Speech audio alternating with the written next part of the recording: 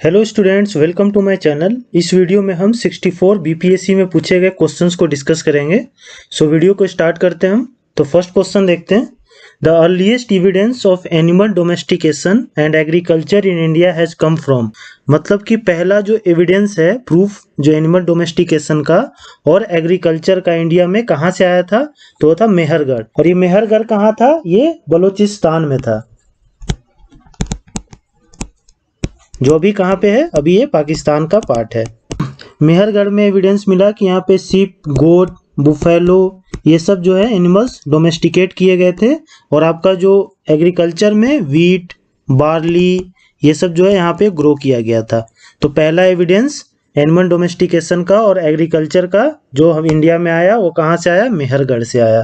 Second question देखते हैं हम। After the Mahaparinirvan of Lord Buddha, मतलब लॉर्ड बुद्धा का जब महापरिनिर्वाण हो गया था, जब उनकी मृत्यु हो गई थी, the first Buddhist council was held at. तो पहला बुद्धिस्ट काउंसिल जो है वो कहाँ पे हेल्ड हुआ था? तो ये था आपका राजगीर में।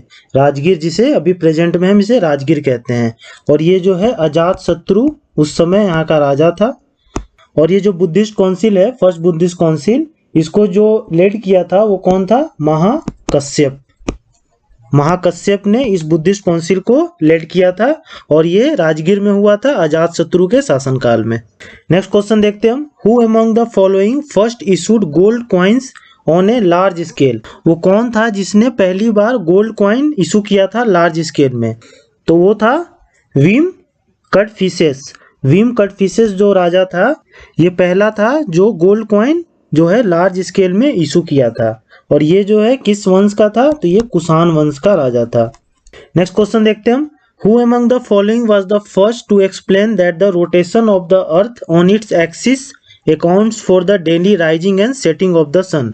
किसने ये पहला बताया था कि जो सन है वो जो सेट करता है और राइज करता है, वो इसलिए करता है क्योंकि अर्थ जो है अपने एक्सिस पे रोटेट करता है? तो ये था आर्यभट्ट। तो आर्यभट्ट ने पहली बार ये एक्सप्लेन किया था कि due to the rotation of the earth on its own axis that accounts for daily rising and setting of the sun. Sun का जो डेली राइज होना और सेट होना, ये इस पे निर्भर करता है कि अर्थ जो है वो अपने एक्सिस पे रोटेट करता है। नेक्स्ट क्वेश्चन देखते हैं हम। The ruler of the Swarna Bhumi who founded a Buddhist monastery at Nalanda and requested Devapala through his ambassador to grant 5 villages for its maintenance was. कौन सा ऐसा रूलर था स्वर्ण भूमि का जिसने बुद्धिस्ट मोनेस्ट्री फाउंड किया नालंदा में और रिक्वेस्ट किया देवपाला? देवपाला कौन था? उस समय पाल वंश का ये राजा था। और उसने जो है देवपाला को रिक्वेस्ट किया था 5 गांव के लिए, ठीक, मेंटेनेंस के लिए। तो वो था आपका बाला पुत्र देवा। और ये बाला पुत्र देवा जो था, इसने जो है अपने एम्बेसडर को भेजकर देवपाला को बोला था कि आप मुझे 5 गांव जो है वो दान में दे दीजिए, जिसका ये मेंटेनेंस करेगा। और ये जो स्वर्ण भूमि है, ये प्रेजेंट का आपका सुमात्रा है। सुमात्रा आइलैंड है कहाँ पे? इंडोनेशिया में। यही जो है पहले स्वर्ण भूमि था। नेक्स्ट क्वेश्चन देखते हैं हम। हु रोट पेरिप्लस ऑफ इरेथियन सी। किसने लिखा था पेरिप्लस ऑफ इरेथियन सी? तो इसका ऑप्शन होगा ई। मतलब ये जो है एक अननोन राइटर ने लिखा था, उसका कोई नाम नहीं है, तो अननोन राइटर था, इसलिए नन ऑफ द एबव होगा। नेक्स्ट क्वेश्चन देखते हैं हम। The earliest description of Bakhtiyar Khilji invention of Bihar is. जो अर्लीस्ट डिस्क्रिप्शन है बख्तियार खिलजी का, जो इसने बिहार पे आक्रमण किया था, वो किसमें पाया जाता है? तो वो जो है किसमें पाया जाता है? आपका तबाकत नासिरी में ये पाया जाता है। और ये किसके द्वारा लिखा गया था? मिनहाज ई सिराज के द्वारा लिखा गया था ये, ठीक। और बख्तियार खिलजी जो था वो कुतुबुद्दीन ऐबक का क्या था? सेनापति था। और इसने जो है वो आपका बिहार पे आक्रमण किया था। नालंदा और उदानपुरी और विक्रमशिला, ये जो यूनिवर्सिटीज थे, इसको इसने क्या किया था? डिस्ट्रॉय कर दिया था। किससे से डिस्ट्रॉय किया था? इसको आग लगा दिया था, फायर कर दिया था।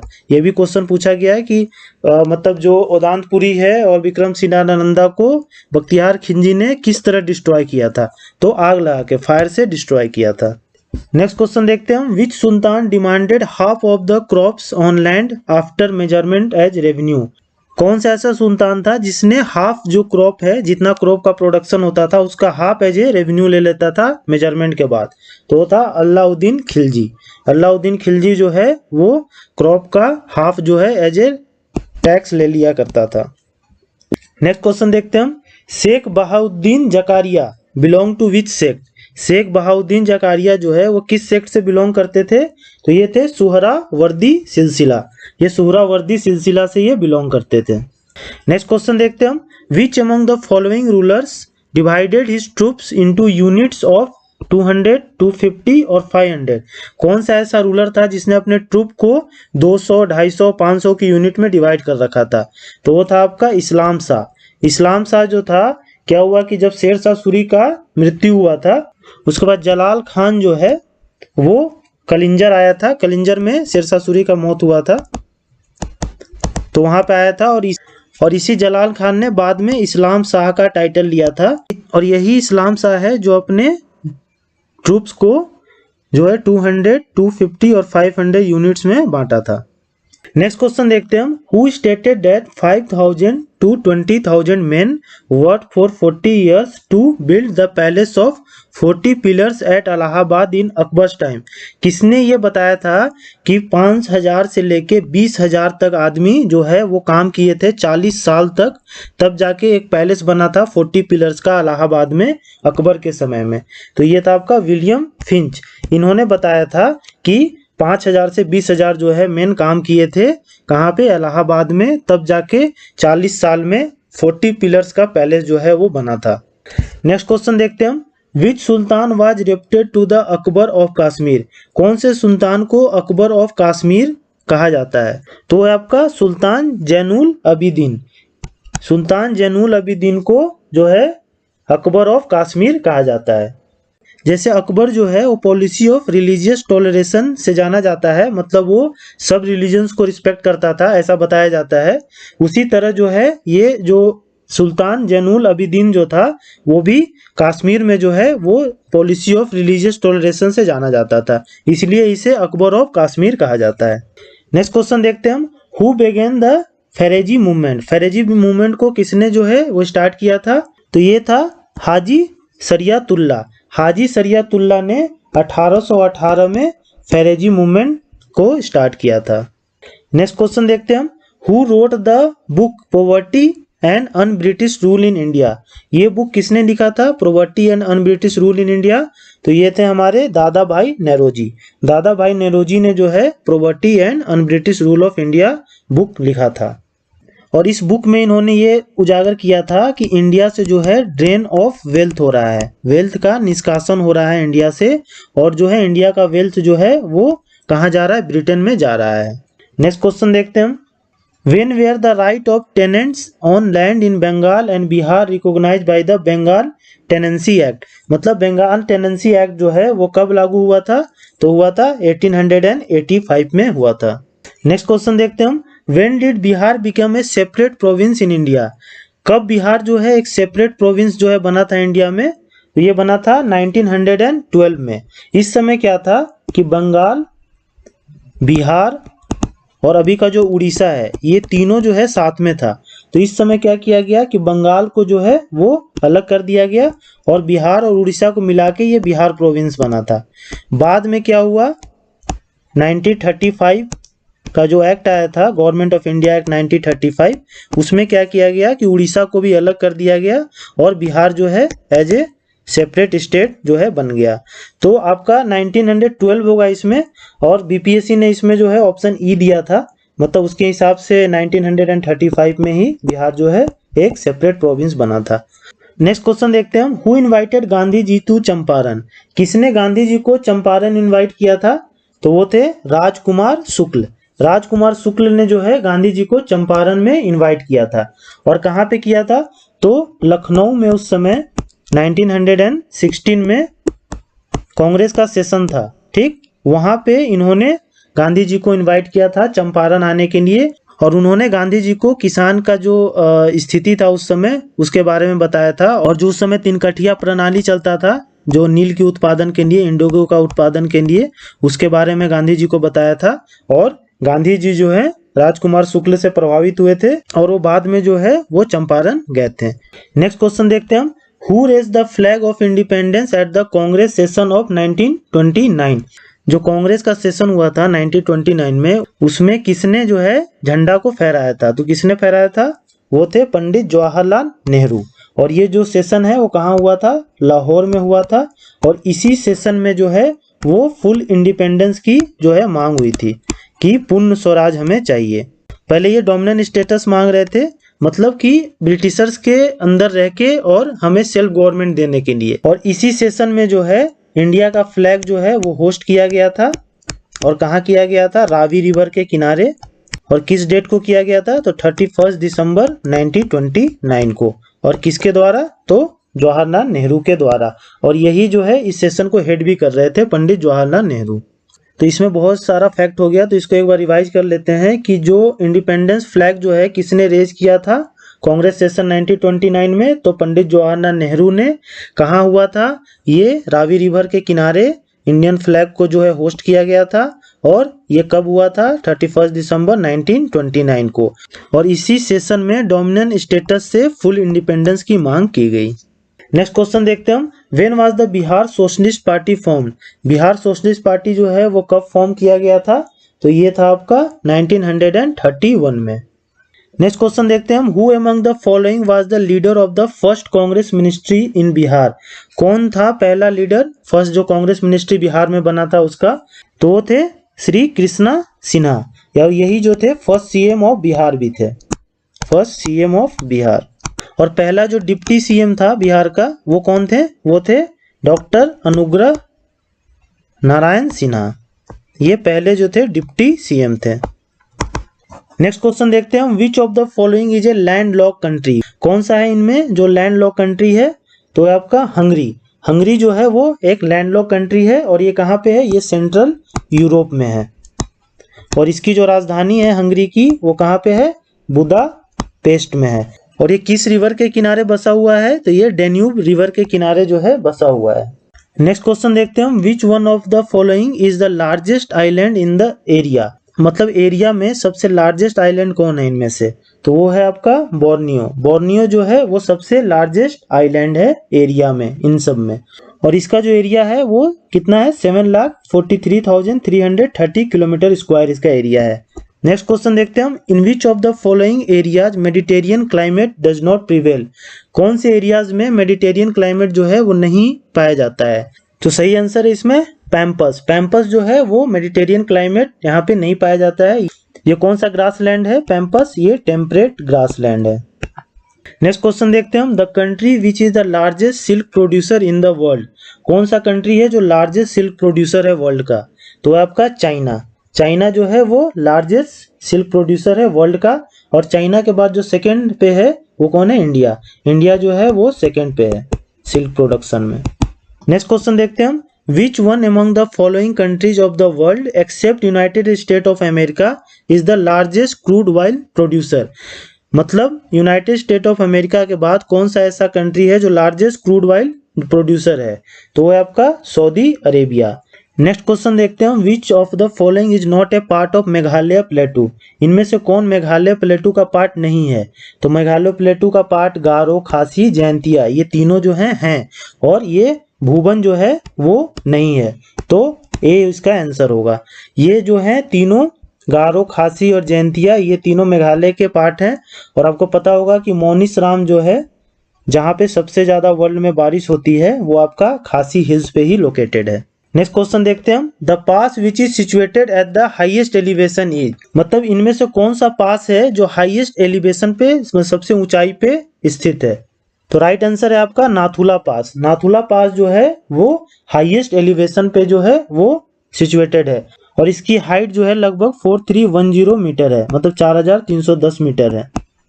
नेक्स्ट क्वेश्चन देखते हैं हम, Karewas soil which are used for cultivation of zafran a local variety of saffron are found in। Karewas soil जो है जो जाफरन कल्टीवेशन के लिए जो है यूज होता है, जो एक तरह का सैफरन है, वो कहाँ पे पाया जाता है? तो ये कहाँ पे पाया जाएगा? तो इसका ऑप्शन होगा ए, कश्मीर हिमालयज में जो है ये पाया जाता है। और सैफरॉन की खेती जो है इंडिया में वो कहाँ पे होता है, कश्मीर में ही ज़्यादा होता है, तो इसीलिए कश्मीर हिमालयंस में ये सॉइल पाया जाता है। नेक्स्ट क्वेश्चन देखते हैं हम। As per 2011 census the urban population percentage to total population of India was, मतलब कि 2011 सेंसस के हिसाब से अर्बन का जो पॉपुलेशन है वो कितना परसेंट है टोटल पॉपुलेशन का, तो राइट आंसर है इसका 31%। लगभग 31% जो है वो अर्बन पॉपुलेशन है टोटल पॉपुलेशन का इंडिया में। नेक्स्ट क्वेश्चन देखते हैं हम।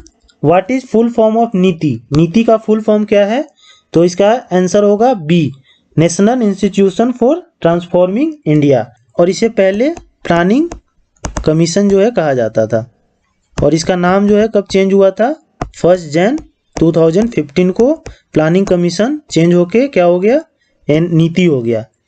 नेक्स्ट क्वेश्चन देखते हैं हम। After independence in which year were the Indian state recognised on the linguistic basis, independence के बाद किस ईयर में इंडियन स्टेट को लैंग्वेज के बेसिस पे रिकॉग्नाइज किया गया था, तो कब किया गया था, 1956 में, और ये जो है फैजल कमीशन के रिकमेंडेशन पे किया गया था, और इस समय इंडिया को 14 स्टेट और 6 यूनियन टेरिटरी में डिवाइड किया गया था।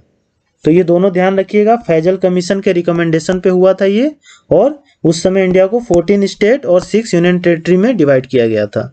नेक्स्ट क्वेश्चन देखते हैं हम। Which one among the following state of India is called sugar ball, कौन से स्टेट को शुगर बॉल कहते हैं, तो करेक्ट आंसर है आपका उत्तर प्रदेश, उत्तर प्रदेश को शुगर बॉल ऑफ इंडिया कहा जाता है। नेक्स्ट क्वेश्चन देखते हैं हम। In which one of the following minerals India leads in production in the world, कौन से मिनरल्स में इंडिया जो है वो लीड करता है प्रोडक्शन में वर्ल्ड में, तो है आपका सीट माइका, सीट माइका का लार्जेस्ट प्रोड्यूसर है इंडिया, और माइका जो है इंडिया में सबसे ज्यादा कहाँ प्रोड्यूस होता है, मिलता है, वो है आपका आंध्र प्रदेश। नेक्स्ट क्वेश्चन देखते हैं हम। Bihar as an Indian state was formed in, Bihar जो है एज ए इंडियन स्टेट कब फॉर्म हुआ था, तो ये 1912 में फॉर्म हुआ था। नेक्स्ट क्वेश्चन देखते हैं हम। Which one of the following parts of Bihar is geologically older in age relatively, मतलब कौन सा पार्ट है बिहार का जो जियोलॉजिकली काफी ओल्डर है एज में, तो वो है खड़गपुर हिल्स, खड़गपुर हिल्स जो है वो एज में काफी ओल्डर है। नेक्स्ट क्वेश्चन देखते हैं हम। By how many district of Bihar was Patna district bounded till July 2018, मतलब जुलाई 28 तक जो पटना है वो कितने डिस्ट्रिक्ट से घिरा हुआ है, तो सही ऑप्शन है इसका 9 डिस्ट्रिक्ट से जो है पटना का जो बॉर्डर है वो लगता है। कौन कौन से वो डिस्ट्रिक्ट है मैं बता देता हूँ, ध्यान रखिएगा। सारण, वैशाली, समस्तीपुर, बेगूसराय, लखीसराय, नालंदा, जहानाबाद, भोजपुर और अरवल, ये 9 डिस्ट्रिक्ट हैं जिससे पटना डिस्ट्रिक्ट जो है जिसकी बाउंड्री जो है इन 9 डिस्ट्रिक्ट से लगती है। तो एक बार आप इसे मैप में देख लीजिएगा। नेक्स्ट क्वेश्चन देखते हैं। Most of the area in Bihar is covered by, most of the area Bihar में जो है वो किस चीज से कवर्ड है, तो वो है आपका ऑप्शन बी, एलुवियल सॉइल से कवर्ड है।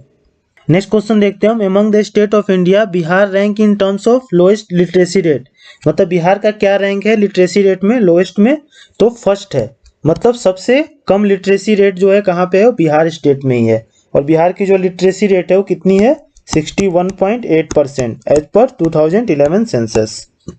नेक्स्ट क्वेश्चन देखते हैं हम। What is the rank of Bihar in terms of production of jute among the state of India, jute production में बिहार का कौन सा स्थान है, तो सेकंड पोजीशन है बिहार का जूट प्रोडक्शन में इंडिया में। तो फर्स्ट पोजीशन किसका है, तो फर्स्ट है आपका वेस्ट बंगाल का, वेस्ट बंगाल जो है वो फर्स्ट पोजीशन पे है जूट प्रोडक्शन में, और बिहार जो है वो सेकंड पोजीशन है जूट प्रोडक्शन में।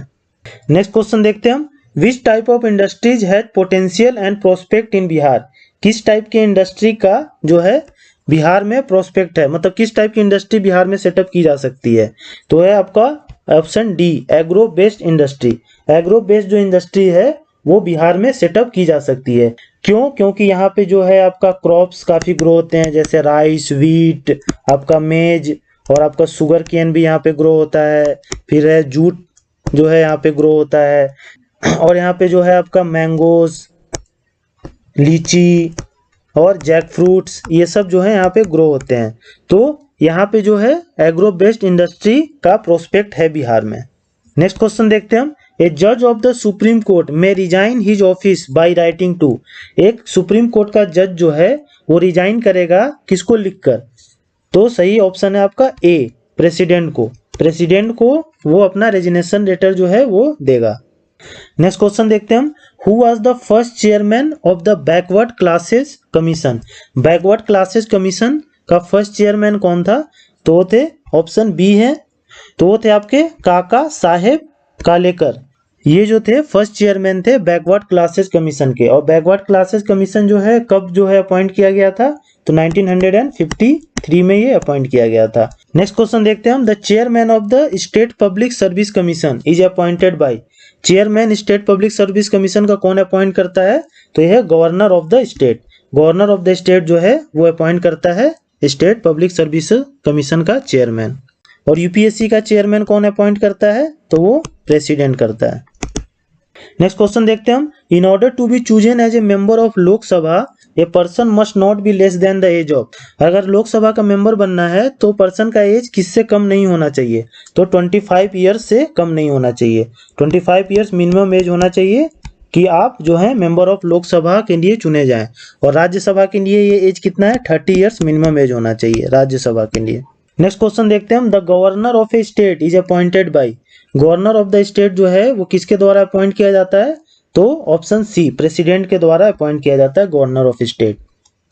नेक्स्ट क्वेश्चन देखते हैं हम, in which article of the constitution of India was the provision of reservation of schedule caste in Lok Sabha. Lok Sabha में शेड्यूल कास्ट का रिजर्वेशन किस आर्टिकल में मेंशन किया हुआ है? तो ये है आर्टिकल 330। आर्टिकल 330 में जो है वो reservation of schedule caste in Lok Sabha mention किया हुआ है।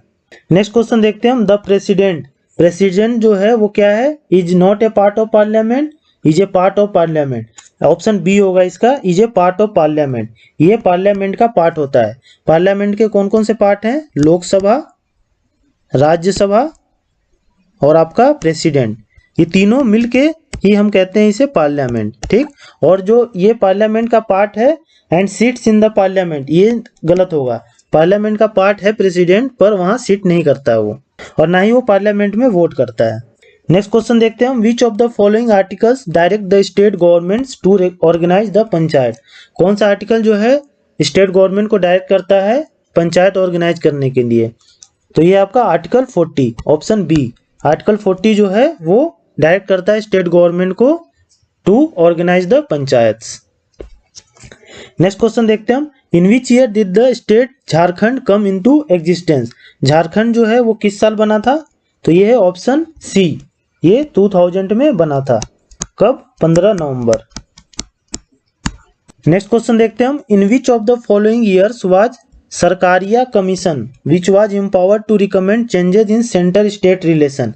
सरकारिया कमीशन जो है वो किस ईयर में अपना रिपोर्ट सबमिट किया था रिगार्डिंग सेंटर स्टेट रिलेशंस जो है उस पे? तो वो है आपका 1987, ऑप्शन डी। 1987 में जो है सरकारिया कमीशन ने रिपोर्ट सबमिट किया था सेंटर स्टेट रिलेशंस पे। नेक्स्ट क्वेश्चन देखते हैं हम, under which one of the following articles is the formation of finance commission laid down. Finance commission जो है वो किस आर्टिकल के तहत फॉर्म होता है? तो वो है आर्टिकल 280, ऑप्शन ए। नेक्स्ट देखते हैं हम, the attorney general of India is appointed by. Attorney general of India जो है वो किसके द्वारा अपॉइंट किया जाता है? तो option B, president of India के द्वारा ये अपॉइंट किया जाता है। नेक्स्ट क्वेश्चन देखते हैं हम, during 12th 5 year plan which one of the following average annual growth rate target was envisaged for agriculture and allied sector. Agriculture और एलाइड सेक्टर के लिए कितना जो है एनुअल ग्रोथ रेट था 12th 5 ईयर प्लान में? तो राइट आंसर है आपका ऑप्शन सी, 4%। नेक्स्ट क्वेश्चन देखते हैं हम, the government policy make in India aims at. जो गवर्नमेंट का पॉलिसी है मेक इन इंडिया वो क्या एम करता है? तो फर्स्ट ऑप्शन पढ़ते हैं हम, removal of bureaucratic sloth, elimination of red tapism, reduction in the cost of manufacturing. ये है, अगर मेक इन इंडिया होगा तो रिडक्शन होगा कॉस्ट ऑफ मैन्युफैक्चरिंग में, और आपका मेकिंग द प्रोडक्ट कम्पिटिटिव ये भी होगा। तो इसका जो सही आंसर है option E, more than one of the above. Next question देखते हैं हम, which one of the following is not an initiative for industrial development. इनमें से कौन ऐसा है जो इंडस्ट्रियल डेवलपमेंट के लिए इनिशिएटिव नहीं है? तो make in India industrial development के लिए है, ईज ऑफ डूइंग बिजनेस भी है, स्टार्टअप इंडिया भी है, डिजिटल इंडिया जो है वो नहीं है इंडस्ट्रियल डेवलपमेंट के लिए। नेक्स्ट क्वेश्चन देखते हैं हम, पूरा का फुल फॉर्म क्या होता है? Providing urban amenities to rural areas, मतलब रूरल एरियाज में अर्बन एमिनिटीज प्रोवाइड कराना, इसे पूरा कहा जाता है। इसको जो है, इस मॉडल को किसने एडवोकेट किया था? तो वो थे APJ Abdul Kalam. Option A, इन्होंने जो है इस मॉडल को एडवोकेट किया था। नेक्स्ट क्वेश्चन देखते हैं हम। As per 2011 census the female literacy rate in India was. 2011 census के आधार पे इंडिया का फीमेल लिटरेसी रेट क्या है? तो है आपका 65.5%, तो ऑप्शन सी। नेक्स्ट क्वेश्चन देखते हैं हम। Who among the following has given the idea of self help group. किसने सबसे पहले आइडिया दिया था सेल्फ हेल्प ग्रुप का as an effective tool for poverty elimination, poverty को एलिमिनेट करने के लिए? तो ये थे मोहम्मद यूनिस, और ये कहाँ के थे? ये बांग्लादेश के। और पहला जो है सेल्फ हेल्प ग्रुप कहाँ किया गया था? तो ये था ग्रामीण बैंक ऑफ बांग्लादेश। और इंडिया में नाबार्ड ने इसे लागू किया था 1986-87 में। नेक्स्ट क्वेश्चन देखते हैं। Which of the following is the pathway to increase productivity in agriculture. कौन सा ऐसा इसमें पाथवे है जिससे एग्रीकल्चर की प्रोडक्टिविटी बढ़ाई जा सकती है? तो इफिशिएंट इरिगेशन है, क्वालिटी सीड भी चाहिए, यूज ऑफ पेस्टिसाइड ये भी चाहिए, यूज ऑफ फर्टिलाइजर ये भी चाहिए। तो आंसर क्या होगा? ऑप्शन ई, मतलब मोर than one of the above. Next question देखते हैं हम। Which one of the following is the objective of MNREGA. MNREGA का जो है वो मेन ऑब्जेक्टिव क्या था? मनरेगा का फुल फॉर्म क्या है? Mahatma Gandhi national rural employment guarantee act. तो इसका ऑब्जेक्टिव क्या था? तो फर्स्ट ऑप्शन देखते हैं। बिल्ड एसेट था, इनकरेज माइक्रो इरिगेशन ये भी था, वाटर मैनेजमेंट ये भी था, इनहांस रूरल इनकम ये भी था।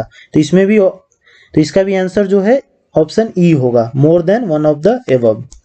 नेक्स्ट क्वेश्चन देखते हैं। Which one of the following most appropriately describe the nature of green revolution of late 60 of 20th century. मतलब ग्रीन रिवॉल्यूशन को कौन जो है मोस्ट अप्रोप्रिएटली डिस्क्राइब कर रहा है? तो ये आपका ऑप्शन डी, मतलब हाई यील्ड सीड, फर्टिलाइजर का यूज और वाटर इरिगेशन का अच्छा से यूज करके जो है आपका प्रोडक्शन को बढ़ाना ही ग्रीन रिवॉल्यूशन का जो है मेन मकसद था। और ग्रीन रिवॉल्यूशन पे जो सबसे ज्यादा इफेक्ट पड़ा था वो किस क्रॉप पे पड़ा था? तो व्हीट पे सबसे ज्यादा पड़ा था, राइस से भी ज्यादा।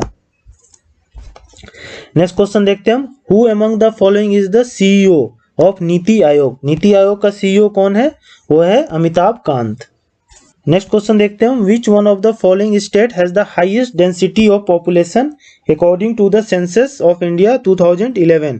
मतलब 2011 के सेंसस के अनुसार जो है कौन से स्टेट का सबसे ज्यादा डेंसिटी ऑफ पॉपुलेशन है? मतलब कि 1 किलोमीटर स्क्वायर एरिया में जो लोग रहते हैं उसे हम क्या कहते हैं? डेंसिटी कहते हैं। तो वो है आपका बिहार। बिहार का डेंसिटी सबसे ज्यादा है। यहाँ पे 1 किलोमीटर स्क्वायर में 1106 जो पर्सन्स हैं वो रहते हैं। नेक्स्ट क्वेश्चन हम देखते हैं। What is the sex ratio in Bihar state as per census 2011। 11 के सेंसस के अनुसार बिहार का सेक्स रेशियो कितना था? मतलब कि कितनी फीमेल थी पर 1000 मेल पे? तो राइट आंसर है ऑप्शन सी 918। 918 जो है फीमेल है पर 1000 मेल पे, और इसी को हम क्या कहते हैं? सेक्स रेशियो कहते हैं। नेक्स्ट क्वेश्चन देखते हैं। Bihar economic survey for the first time was publish for the financial year. Bihar economic survey पहली बार किस फाइनेंशियल ईयर के लिए पब्लिश किया गया था? तो वो था आपका 2006 एंड 7 के लिए, ऑप्शन बी।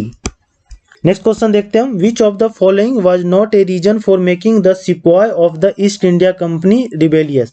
इनमें से कौन सा ऐसा रीजन नहीं है जो ईस्ट इंडिया कंपनी के जो सिपाही थे वो रिबेल हो गए थे उसकी वजह से? तो ऑप्शन देखते हैं। ए में क्या है? The effort of the officer of the company to spread Christianity. Christianity को ऑफिसर वहां के स्प्रेड करना चाह रहे थे, तो ये एक रीजन था। द ऑर्डर ऑफ द सिपाही टू ट्रेवल ऑन शिप, ये भी था। मतलब उस समय के लोग जो मानते थे कि शिप पे ट्रेवल करना हमारे धर्म के खिलाफ है, तो ये भी एक कारण था। स्टॉपेज ऑफ भत्ता का स्टॉप करना, ये भी एक रीजन था। इनएफिशिएंसी ऑफ द ऑफिसर, ये एक रीजन नहीं था, option D. Inefficiency of officer जो है वो रीजन नहीं था रिबेल होने के लिए सिपाही को, पर ये तीनों रीजंस थे जिससे सिपाही जो है वो रिबेल हुए थे। नेक्स्ट क्वेश्चन देखते हैं हम। About Mughal emperor Bahadur Shah Zafar it was said that his empire extended from.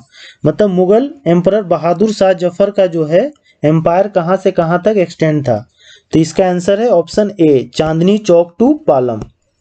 Next question देखते हैं हम। Who among the following did not rebel against the British East India Company control over them. कौन जो है वो ईस्ट इंडिया कंपनी के against में rebel नहीं किया था? तो है option B, Nizam of Hyderabad. Next question देखते हैं हम, the indigo rebellion was about. Indigo rebellion मतलब नील विद्रोह, हिंदी में इसको नील विद्रोह कहते हैं। ये क्या था? तो ये था आपका the peasant not wanting to grow indigo but being forced to grow at a price that was unacceptable. मतलब पीजेंट्स जो थे, किसान जो थे, वो इंडिगो मतलब नील को ग्रो नहीं करना चाहते थे, पर जो है उन्हें फोर्स किया जाता था नील को ग्रो करने के लिए, और जो प्राइस उन्हें दिया जाता था वो अनएक्सेप्टेबल था उनके लिए। और चंपारण में जो है गांधी जी ने इसके विरुद्ध जो है वो पहला सत्याग्रह किया था, जहाँ पे क्या था, 3 कठिया प्रणाली था। मतलब कि आपको 20 कट्ठा में 3 कट्ठा में आपको क्या करना है, इंडिगो को, नील को जो है वो ग्रो करना ही है, और वो जो है प्राइस जो है अंग्रेज जो है काफी कम देते थे इसके लिए। और जिस जमीन पे इंडिगो होती थी, तो इंडिगो का जो रूट होता था ना वो काफी लंबा होता था, तो काफी जमीन के अंदर चला जाता था और उस जमीन को जो है बैरन कर देता था। नेक्स्ट क्वेश्चन देखते हैं हम, the immediate cause of Deccan rights of 1875 was. जो इमीडिएट कॉज क्या था डेक्कन राइट्स का 1875 में जो हुआ था, तो वो था high interest rate charge by mahajans. जो महाजन्स थे वो हाई इंटरेस्ट रेट जो है वो चार्ज करते थे, यही जो है इमीडिएट कॉज था डेक्कन राइट्स का 1875 में। नेक्स्ट क्वेश्चन देखते हैं हम, Rajani Palme Dutt said they both fought and collaborated with imperialism which political grouping he refer to. किस पॉलिटिकल ग्रुपिंग को ये कह रही हैं? तो ये है आपका option A, Indian National Congress को। नेक्स्ट क्वेश्चन देखते हैं हम, which of the following was not a nationalist newspaper. इनमें से कौन नेशनलिस्ट न्यूज़पेपर नहीं था? तो हिंदू, द हिंदू था, बंगाली भी था, मराठा भी था, डी टाइम्स ऑफ इंडिया जो है वो नेशनलिस्ट न्यूज़पेपर नहीं था। नेक्स्ट क्वेश्चन देखते हैं हम, identify the correct combination from the options. Option मैंने नहीं दिए क्योंकि काफी लंबा ऑप्शन था, इसलिए मैंने डायरेक्ट आंसर ही लिख दिया इसमें। तो इसमें है कि देखिए, प्रार्थना समाज जो है वो उसका फाउंडर कौन थे? आत्माराम पांडुरंग। Young India Mohandas Karamchand Gandhi. लोकहितवादी किसे कहा जाता था? गोपाल हरि देशमुख। उसके बाद सत्यशोधक समाज की स्थापना किसने की? ज्योतिबा फूले। और रहनुमाई मध्यासन सभा जो है वो किसने फॉर्म किया? तो नौरोजी फरदोजी ने। तो ये सारे इंपॉर्टेंट है, ये सीरियल वाइज है। प्रार्थना समाज तो पहला आत्माराम पांडुरंग, यंग इंडिया मोहनदास करमचंद गांधी, लोकहितवादी आपका गोपाल हरि देशमुख को कहते हैं, सत्यशोधक समाज ज्योतिबा फूले ने इसका स्थापना किया था, रहनुमाई मध्यासन सभा जो है नौरोजी फरदोजी ने किया था। नेक्स्ट क्वेश्चन देखते हैं हम, इसमें मैंने ऑप्शन नहीं दिया है, काफी बड़ा ऑप्शन था इसका। Editor of the nationalist newspaper, Hindu का एडिटर कौन था? तो जी सुब्रमण्यम अय्यर। केसरी का बाल गंगाधर तिलक, बंगाली का एस.एन. बनर्जी, हिंदुस्तानी का गोपाल कृष्ण गोखले, और शूद्रक का गोपाल गणेश अगरकर। और ये सारे ध्यान रखिएगा, ये पांचों जो है काफी इंपॉर्टेंट है, और बीपीएससी जो है वो क्वेश्चंस रिपीट करती है, ठीक ना। तो आपको ये आगे एग्जाम्स में देखने को मिल जाएंगे। नेक्स्ट क्वेश्चन देखते हैं हम, Bal Gangadhar Tilak came to be known as Lokmanya Tilak when. Bal Gangadhar तिलक जो है वो लोकमान तिलक कब उन्हें जाना गया? तो इसका आंसर है ऑप्शन ई। बीपीएससी ने ऑप्शन ई दिया है इसमें, तो इनमें से नन ऑफ द एबव। पर जो है ऑप्शन जो है सी होना चाहिए कि government accused him in the Rand murder case. Rand murder case में इनको एक्यूज किया गया था और इनको जेल भेज दिया गया था, और जब वो जेल से बाहर आए थे तो वो नेशनल हीरो हो गए थे, और लोग उन्हें जो है लोकमान्य के नाम से जानने लगे थे। बिलव्ड लीडर ऑफ पीपुल कहा जाता है लोकमान्य को, ठीक ना। नेक्स्ट क्वेश्चन देखते हैं हम, how old was Bhagat Singh when he through a bomb in the assembly in protest against the government. मतलब भगत सिंह उस समय कितने साल के थे जब उन्होंने बॉम्ब फेंका था असेंबली पे, वो गवर्नमेंट के प्रोटेस्ट में? तो वो थे उस समय a little more than 21 years, option B. क्योंकि अक्टूबर 1907 में लगभग भगत सिंह का बर्थ था, और ये जो है बम इन्होंने फेंका था अप्रैल 1929 में, तो लगभग जो है ये 21 साल से थोड़े बड़े थे। नेक्स्ट क्वेश्चन देखते हैं हम, the Jallianwala Bagh massacre happened in the context of which Gandhian satyagraha. तो जालियांवाला बाग मैसकर जो है किस लिए हुआ था? तो रॉलेट एक्ट जो है इसके विरुद्ध में जो है लोग प्रोटेस्ट कर रहे थे, और उसी लिए जो है जालियांवाला बाग उस समय मैसकर हुआ था। नेक्स्ट क्वेश्चन देखते हैं हम, where did Kunwar Singh join the rebellion of 1857 against the British. कहाँ जो है कुंवर सिंह ने ज्वाइन किया था रेबेलियन को 1857 में ब्रिटिश के अगेंस्ट में? तो करेक्ट आंसर है इसका आरा। आरा में जो है कुंवर सिंह ने ज्वाइन किया था। नेक्स्ट क्वेश्चन देखते हैं हम, in which territory did tribals rebel against British. कौन से टेरिटरी में जो है ट्राइबल्स ने ब्रिटिश के अगेंस्ट रिबेल किया? तो बिहार में भी हुआ था, पंजाब में भी हुआ था, सिंध में भी, कैथवार में भी। तो ये इसमें होगा option E, more than one of the above. मतलब बहुत सारे जगहों में जो है ट्राइबल्स ने रिबेल किया था ब्रिटिशर्स के अगेंस्ट में। नेक्स्ट क्वेश्चन देखते हैं हम, white man's burden, who said this? किसने कहा था व्हाइट मैंस बर्डन? तो वो थे सचिदानंद सिन्हा, ऑप्शन सी। और सचिदानंद सिन्हा ने ये जो स्टेटमेंट है वो किसके लिए दिया था? तो about the work of Lord Curzon. Lord Curzon के जो काम थे उनके लिए इन्होंने कहा था white man's burden. Next question देखते हैं हम, which of the following was the first satyagraha of Mahatma Gandhi in India? Mahatma Gandhi का इंडिया में पहला सत्याग्रह कौन सा था? तो वो था चंपारण सत्याग्रह 1917 में, इंडिगो प्लांटेशन के विद्रोह में। और गांधी जी को किसने इनवाइट किया था? राजकुमार शुक्ल ने इनवाइट किया था चंपारण। नेक्स्ट क्वेश्चन देखते हैं हम, काफी लंबा क्वेश्चन है। Gandhi ji non cooperation movement, Gandhi ji जो नॉन कोऑपरेशन मूवमेंट में अर्ज किए थे पर्सन से, पीपल से, टू अवॉइड अल्कोहल, अल्कोहल को छोड़ने के लिए। This resulted in a serious loss of revenue for the government. इससे क्या हुआ कि सीरियस लॉस ऑफ रेवेन्यू हुआ गवर्नमेंट का। The government of A province, लेकिन उस समय एक गवर्नमेंट, प्रोविंस का एक गवर्नमेंट ने एक सर्कुलेट किया list of prominent individual who drank alcohol as a device to persuade people to start drinking again। मतलब उसने ये कहा कि लोग फिर से जो है पीना स्टार्ट करें। तो वो कौन सा प्रोविंस था? तो वो था बिहार। बिहार ने ऐसा किया था। नेक्स्ट क्वेश्चन देखते हैं हम, during the salt Satyagraha in Bihar, in addition to making salt, the people choose to oppose the government by opposing which tax? Salt satyagraha में सॉल्ट का मेक करके जो है लोगों ने इसका विद्रोह किया था। बाकी और क्या किया था बिहार में? तो चौकीदारी टैक्स को नहीं देना, इन्होंने रिफ्यूज कर दिया था चौकीदारी टैक्स को कि हम चौकीदारी टैक्स नहीं देंगे। नेक्स्ट क्वेश्चन देखते हैं हम, the elected government of Bihar resigned in February 1938 for which reason? जो इलेक्टेड गवर्नमेंट था बिहार का वो रिजाइन किया था 1938 में, उसका क्या कारण था? तो उसका कारण था for the release of political prisoners. मतलब जो पॉलिटिकल प्रिजनर्स थे उनको रिलीज करने के लिए इन्होंने बोला था, पर वो ब्रिटिशर जो है रिलीज नहीं कर रहे थे, तो इसलिए जो है इन्होंने रिजाइन कर दिया था। नेक्स्ट क्वेश्चन देखते हैं हम, who was connected with the Bihar किसान सभा? बिहार किसान सभा से कौन कौन से लोग कनेक्टेड थे? तो ये जो है सारे, स्वामी सहजानंद, कार्यानंद शर्मा, राहुल सांकृत्यान, यदुनंदन शर्मा, ये जो चारों थे वो जो है बिहार किसान सभा से कनेक्टेड थे। तो इसका आंसर होगा option E, more than one of the above. Next question देखते हैं, which of the following has pH value 7? किनका पीएच वैल्यू जो है इसमें 7 है? तो आपका प्योर वाटर का जो है पीएच वैल्यू 7 है, और आपका न्यूट्रल सॉल्यूशन का भी पीएच वैल्यू 7 है। कि पीएच वैल्यू जो है 7 किसको माना जाता है? जो न्यूट्रल है। तो प्योर वाटर भी न्यूट्रल है और न्यूट्रल सॉल्यूशन भी न्यूट्रल होगा। तो इसका जो करेक्ट आंसर होगा E, more than one of the above. Next question देखते हैं हम, which of the following elements does not contain neutrons? इनमें से कौन ऐसा है जो जिसमें न्यूट्रॉन्स नहीं है? तो करेक्ट आंसर है आपका सी, हाइड्रोजन।